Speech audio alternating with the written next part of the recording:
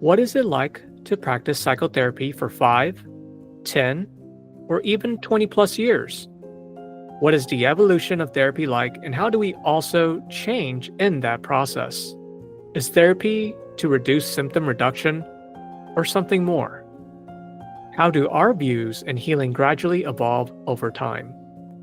Welcome to People of Color in Psychology, the show that explores mental health topics specific to culture, diversity, and communities of color. I am your host, Jack Zen. As part of our Arab American Heritage series, we are joined by Dalal Musa, an experienced licensed social worker based in Falls Church, Virginia, and has been in private practice for 22 years. Dalal specializes in helping students and young adults on building resilience and has a focus on treating anxiety and grief, as well as helping young adults navigate unique pressures of their developmental stages. Dalal aims to create a safe and supportive space for exploration, healing, and empowering her clients to build the skills and insights necessary to thrive. As a Palestinian American therapist, Dalal will be discussing evolution of change and how it can be healing for our soul. Dalal, it is a pleasure to speak with you today. Well, thank you. Yeah, I'm so happy to be here talking with you. I'm stunned. 22 years in private practice. My gosh. I know it's really gone by very, hopefully quite a few years to come. I went into private practice maybe about 5 years after grad school on my own, independent. And I've also worked, part-time jobs elsewhere while I've maintained my practice, but really, really love it. And I've learned a lot and evolved along the way too. So, Yeah. Hence this conversation and theme today. So let's jump right in here. You've worked, well, obviously, you mentioned, we said in the intro, for 22 plus years. So you have seen the evolution of psychotherapy. You've also seen quite possibly some of the presenting concerns that your clients are coming in with, just a lot of changes and issues that they come in with. And so I'm wondering about this theme here of change and evolution. Can you tell us a little bit more about taking this idea and applying it in clinical practice? Well, yes, absolutely. I think, well, we could be here all day, but I think sort of synopsis for me, I'm thinking about my own journey in becoming a professional. And when I was younger, in my early 20s, and my own experiences with, being a client in psychotherapy. And, that was a decision that I made and really feeling very dissatisfied with that. And I felt that that was a function of just not, and I went to several different therapists, and, of course, some I felt, better with than others, but just, I think there was partly a cultural disconnect, even though I was born and raised in this country. And, my mom was European background. She was born and raised in this country, and she married my father, who's Palestinian. But I felt like there was a lot of unconscious prejudice on the part of some of these therapists, and specifically how that manifested was very often because I lived with my family. I lived with my parents and I was an adult, and I felt like there was a lot of negative judgment about that. And not just that I felt it. I mean, they would say, it's like, well, you shouldn't be living with your family, or somehow this is stunting your emotional growth. And Oh, wow. These are therapists explicitly saying this. Wow. Yeah, and sometimes they would say it explicitly. Sometimes it would be, I don't know, I can't remember, it was so long ago exactly what was said, but there's so much that's conveyed in facial expressions and tone of voice and the types of questions they would ask. And There was also a more general societal thing, back when I was in my late teens, early 20s in the 1980s. You have to leave home and do all this. And it's really fascinating to me to see now, too, how much that has changed. There's been, I think, a real 180 in general, economically driven largely, that more people are moving back in with their parents. And also we have, as we know, and it's really true, this in this society, this real problem with loneliness and separation. But I think they were really missing the goodness of having this really warm place to land, that, and it's really the quality of the relationships.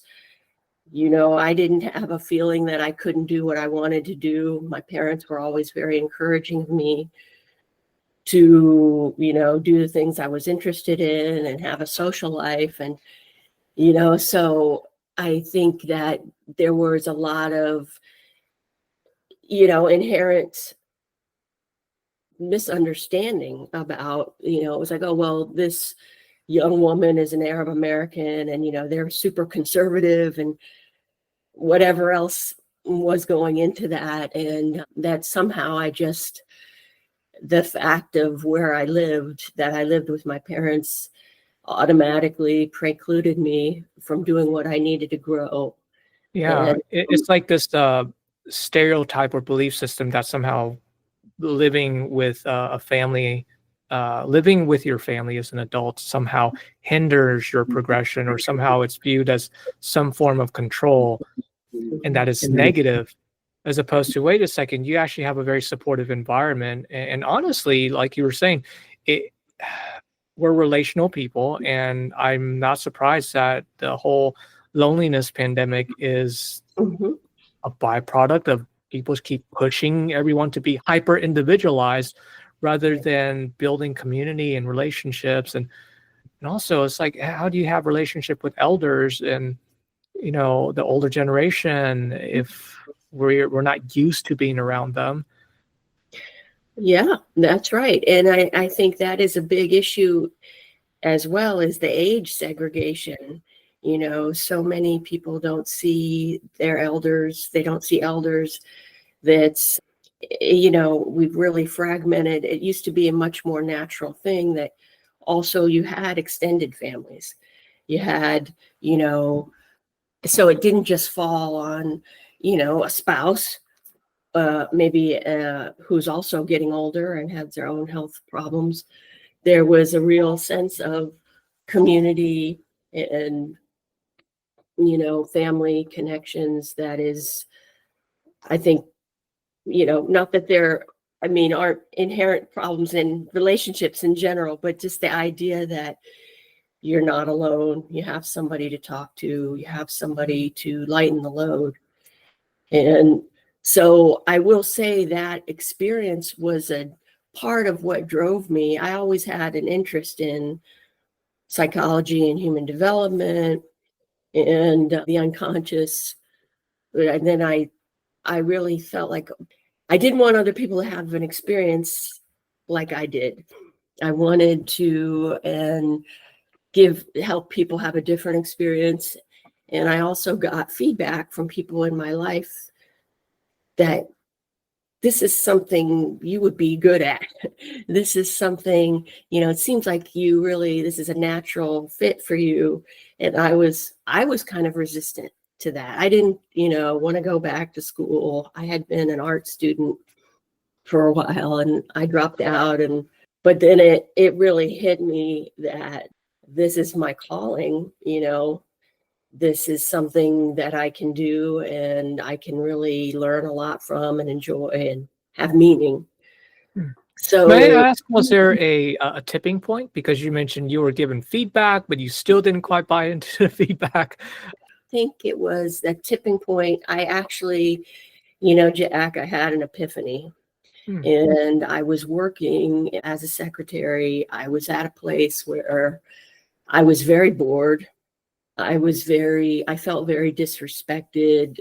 I felt like the people I worked for understood that I was, a bright person, but they just, it just wasn't a good fit. And it was just speaking of, it was a dysfunctional workplace in general. So, and I hated it. And I didn't want to stay there. I was there, I guess, a couple years. This is in my mid-20s. And I was taking a walk. I was taking a long walk, which I took every day back then. And I said, I can do this. I don't have anybody. I don't have any children. I don't have anybody that I need to feed. I have this support system. It really clicked. And I made the decision right then and there as I was walking.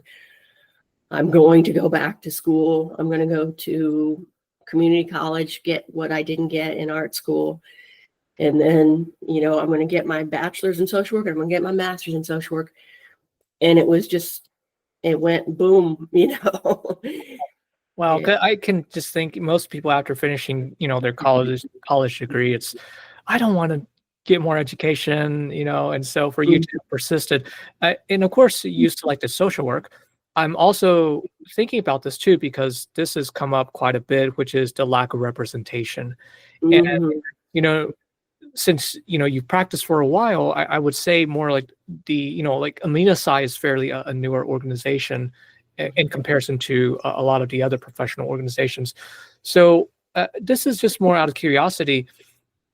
What was that like for you to practice early on, knowing that psychotherapy was still in, I would call, say, infancy when it comes to, I guess, recognizing Amina contributions, or still somewhat in its infancy, and even, really highlighting multicultural counseling and all that. So what was Right. that like for you not seeing those type of representations? Yeah, it was definitely, yeah, significant. I mean, I definitely, and I live in an area that's very diverse. So that's one thing. And there's an organization, right here in Northern Virginia that has a multicultural division. They have staff that speaks just so many different languages, which is wonderful. I don't know that they are specifically all licensed therapists, but they are, they're in the community helping.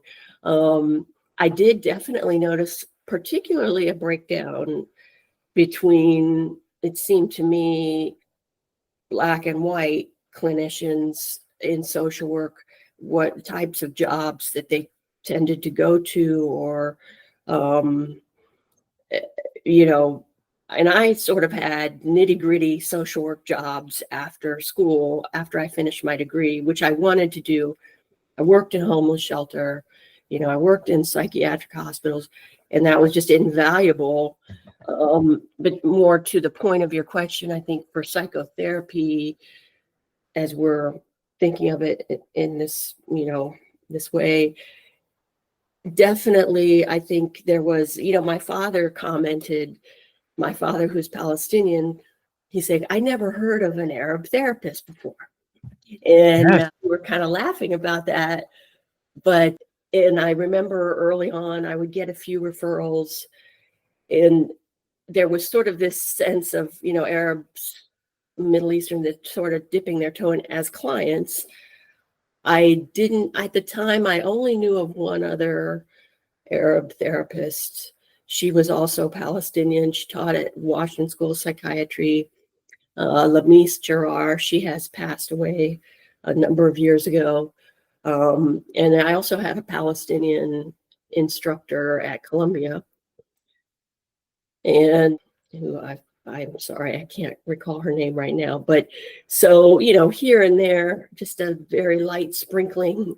But yes, there were not much representation that I knew of. And then also, as I matured into the field, so to speak, and I became a clinical supervisor, I did also start to notice more diversity in my supervisees, as far as their ethnicities, their cultures, which I thought was really encouraging. And also, I can see a real difference in clients generationally, there's much more openness.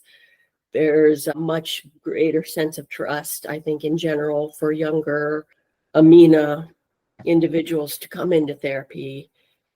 Demographically, their generation, people in their 20s, 30s, even 40s, it's just,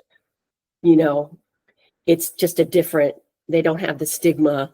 And there's definitely seems to be a consciousness that we are in a different world now, quite literally, from where our parents were, in time and place. So that is something that people want to need to explore. And what is my life going to be? Who am I? What do these things mean to me? What can I keep? And what can I riff on? And what do I really doesn't really fit for me? And when you say, what can I keep? Mhm. Tell me a little bit more about. I mean, culturally and identity, like I think about my own situation. I think, I don't have an Arab accent. I have an Arab name. I grew up here. So I think things have been relatively easy for me. Or different, let's say, different from somebody who has come here even as a teenager or as a young adult. And, maybe they didn't learn English from infancy, that sort of thing, but they are professional, they're skilled.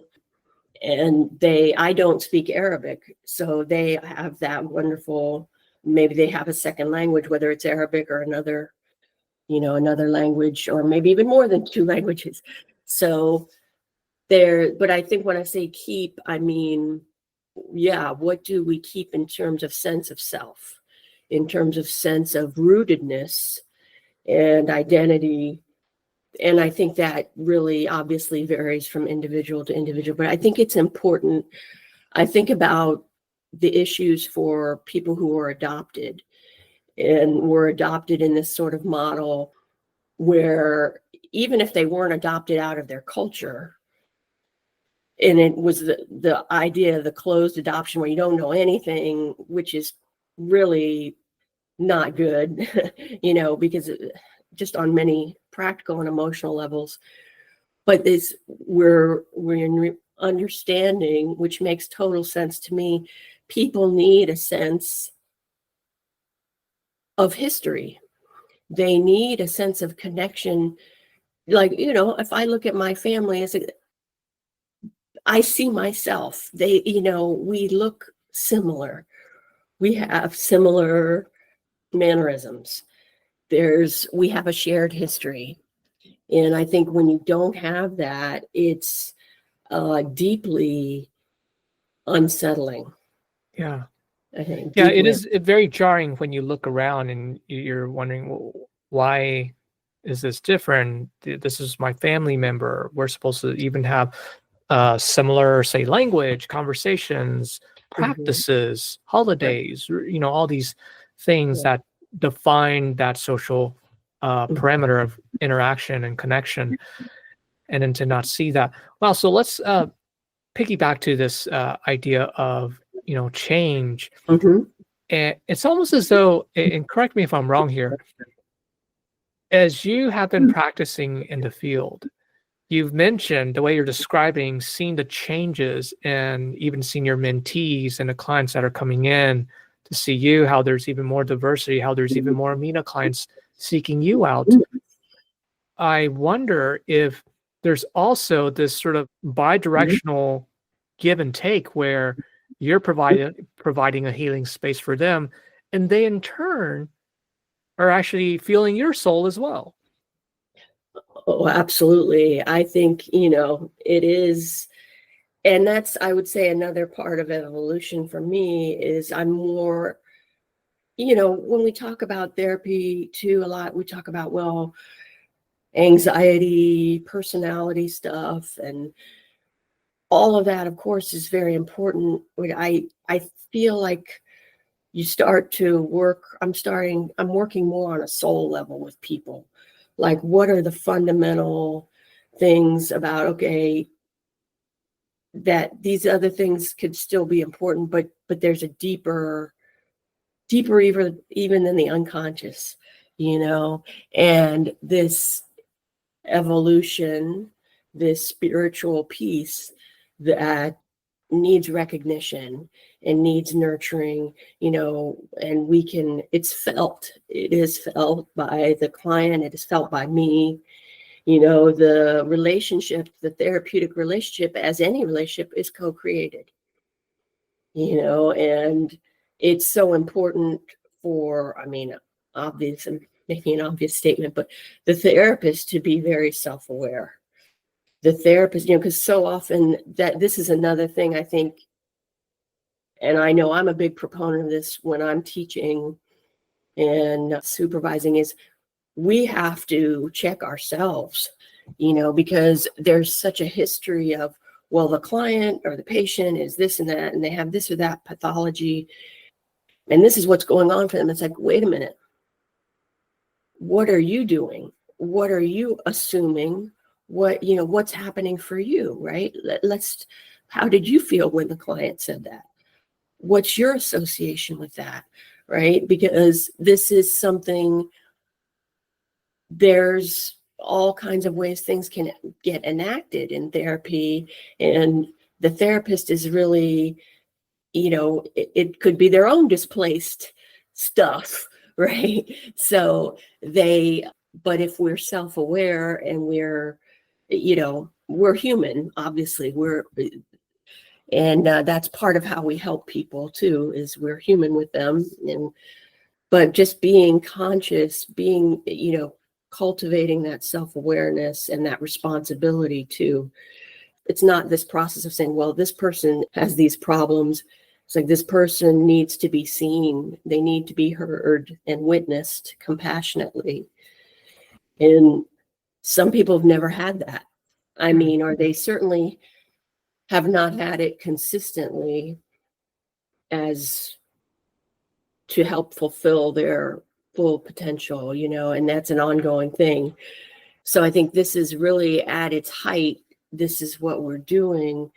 I remember when I was at Washington School of Psychiatry, and I had an instructor there, and she said, our clients, why do people come to therapy? She said, they come to therapy for love.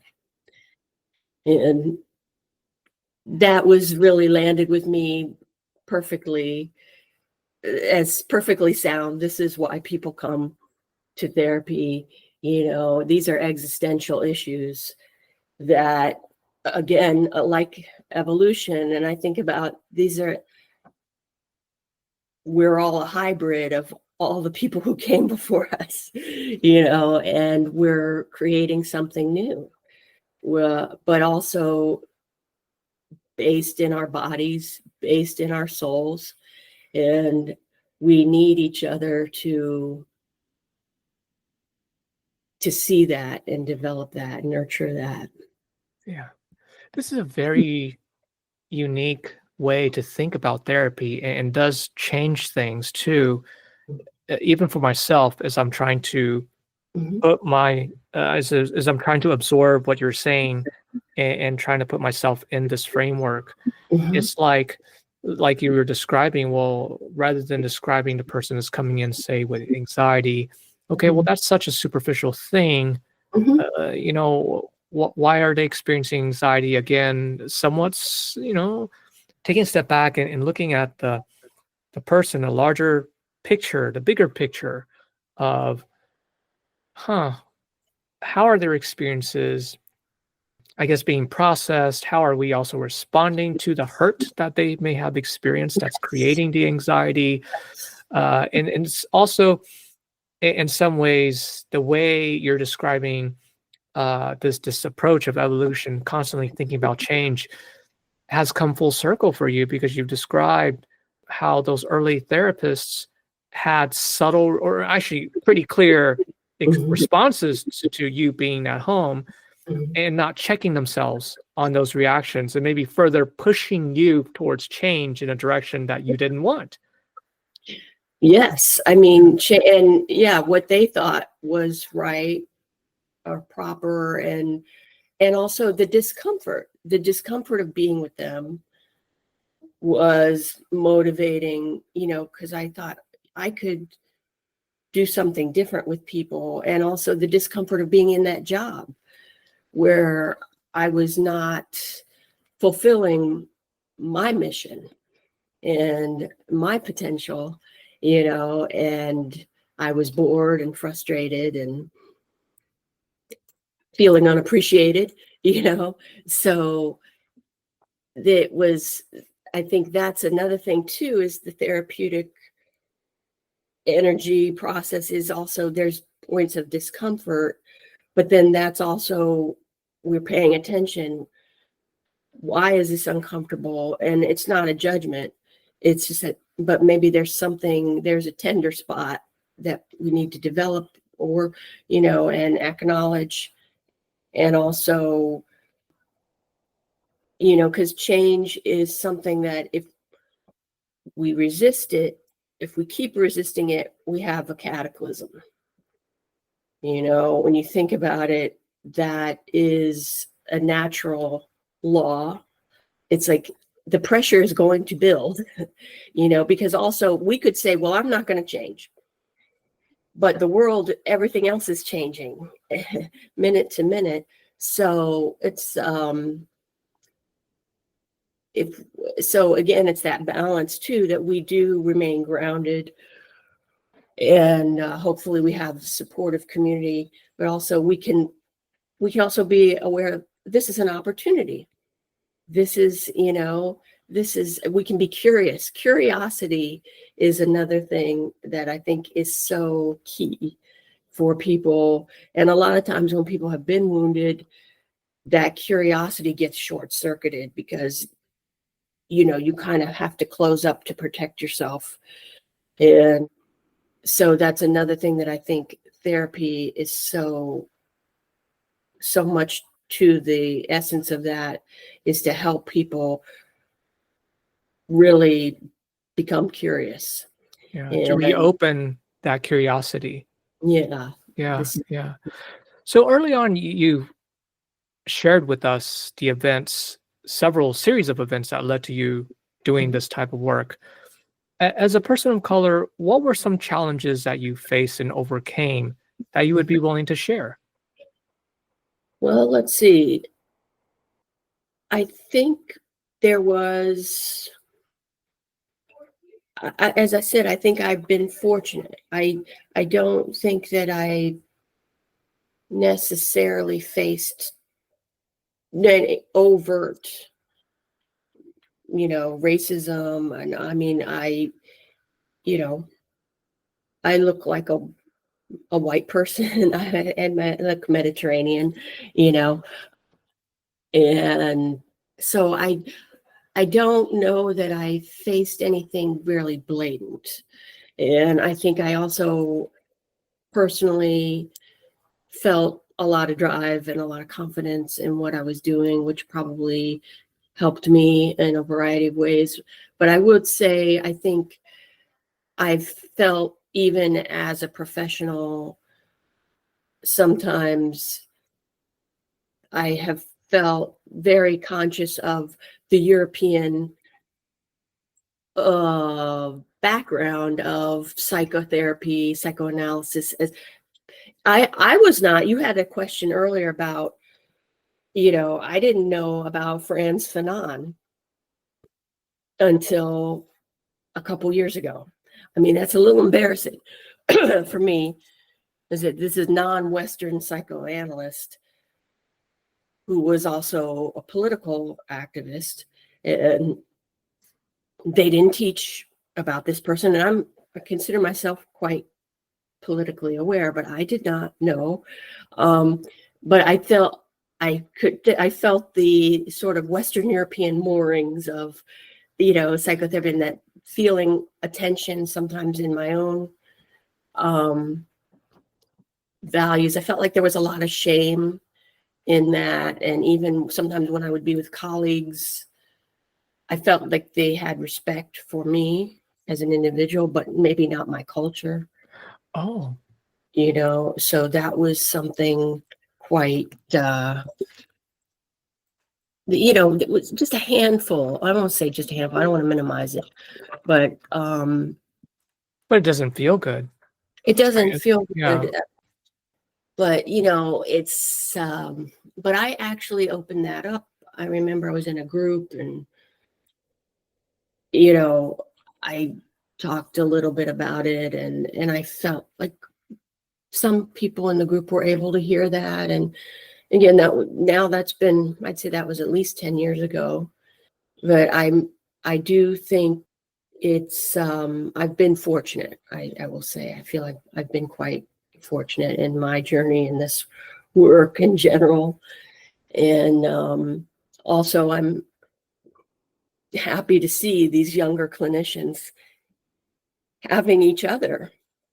I mean, of all cultures, Amina, white clinicians, it's just a much richer pool of experience and wisdom and being in the world for them to they have the potential to learn from, and support each other. Yeah. Yeah. And so for you, what does it mean to be a Palestinian American therapist? Mhm. I think I have a bird's eye view. I think I have a broader view, and I do appreciate that. Especially, I am a clinical social worker. I do appreciate the spirit of social work academically, even talking about the importance of culture, the importance of recognizing oppression and political reality, political violence. So I do feel I have had this wonderful experience of growing up in both cultures and being able to, when somebody's telling me wherever they are from, whatever their ethnicity, cultural background is, I can see it from different angles. I think my biculturality is part of that, and especially being from a culture that is very been historically very misunderstood, even actively vilified, and even to now, there's just horrible things, unspeakable things happening, but there's a definite shift in people's awareness. And again, I think evolution, like with the digital, people are getting information that they couldn't get otherwise. 10 years ago, 20 years ago, people's attitudes are changing because they're seeing, oh my God, this is happening. This is horrific, and so even those kinds of societal changes are huge, and we wouldn't be able to do that if we were just watching CBS News and CNN, like we were 30 years ago, and not much else really available. So yes, I do think it gives me a much, much broader frame of reference. Dalal, thank you for allowing me and listeners to know a little bit more about you and Absolutely. these ideas. And it's just fascinating to speak with folks who've been doing private practice for over 20 years to hear about, you know, their experience and seeing the evolution of therapy as well as Mhm. themselves. Yes. So I, to close out for today, how can we support you? Well, I think this is a great example. Really appreciate this opportunity to talk with you, and, maybe somehow connect with others through this platform. I think just knowing there's something, we talk in therapy too about, this is an old fashioned word, but interjects. But basically, we internalize. So people in our lives and their impact. So I think just knowing you're there, knowing Amina is there, is, like you said, it's a relatively young group, and it's really just so encouraging for me to know that we have community. And so yeah, and I think all of us are in our own way supporting people, getting whatever help and support they need, being curious. So I want to thank you for that. And so yeah, I would say this is a biggie right here. Well, thank you. Again, thank you so much for your time and just sharing your stories as well as your insight to building back in these ideas of change and evolution and therapy, and how we can maybe foster and live it out with our clients, and paying attention to some of our own reactions when a client says this. How did I respond to that? Right. Not right or wrong. It's just how do we use that as information so that we can also question, are we also facilitating a change process that is actually beneficial for them, as opposed to us facilitating a change process that may not?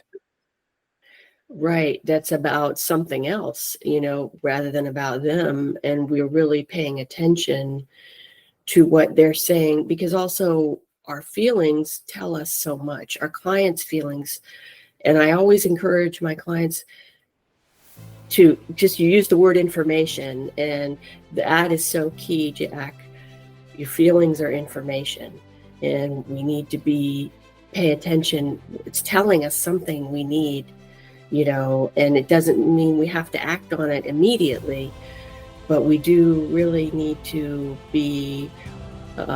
to explore and, listen deeply. Well, Dalal, thank you so much for your time. Thank you, Jack. Thank you so much. A huge thank you to our listeners. If you enjoyed this episode, please share and subscribe to People of Color in Psychology. You can also support us by registering for continuing education courses or making a one-time donation on the Multicultural Counseling Institute's website. Your feedback is important to us, so feel free to send an email, a message on LinkedIn, or leave a voice message on our website. Until next time, this is your host, Jack Sun.